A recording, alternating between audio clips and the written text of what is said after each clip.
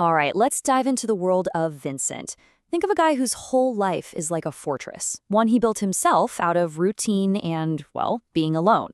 It's all very carefully put together, you know? Safe, predictable. But what happens when one tiny, unexpected crack shows up in those walls? So, you know how for most of us, December means holidays, maybe some cheer?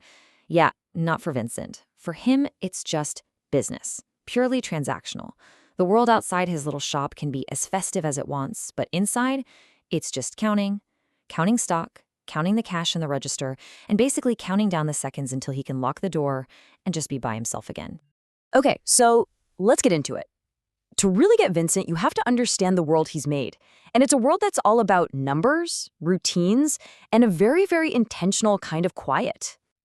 His shop, the Corner Provisions, it's more than just where he works. It's his fortress. Seriously, it's the physical wall he's put up between himself and, well, everyone else.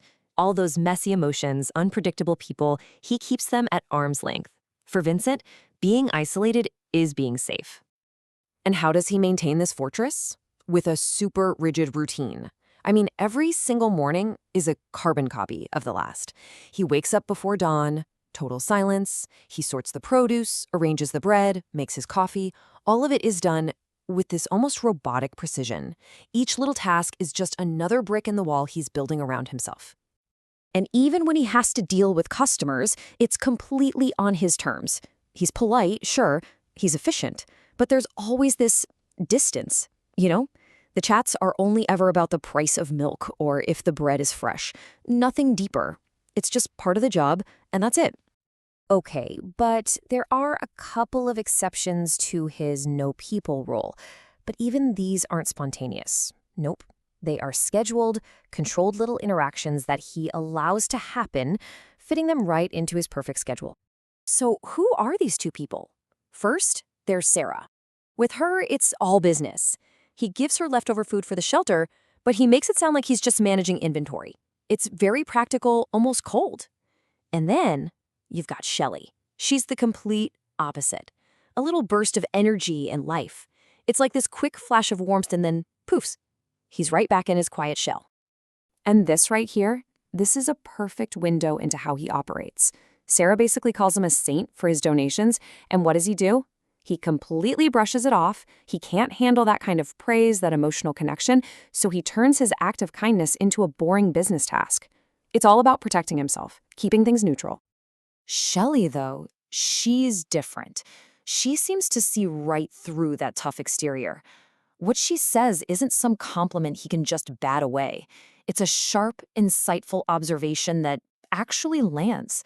And look at what happens. He actually smiles, a real smile. For just a second, someone gets through the armor.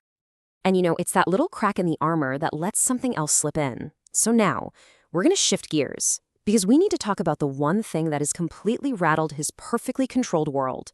And it all comes down to a memory of a girl named Annabelle. So imagine this. He's back in his apartment, his safe space. He should be focused on his account books, you know, the numbers that make up his whole life. But he's not. He can't, because this memory, this tiny accidental run-in, keeps playing over and over in his head. And it's replacing all that comfortable, predictable math with something messy, something human.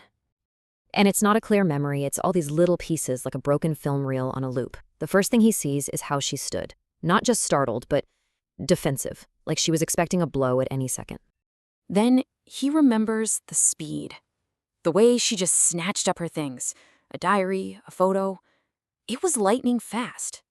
Not just rushed, you know? It felt desperate. And the last piece, the part that really sticks with him, is how she just disappeared. She didn't just turn and walk away.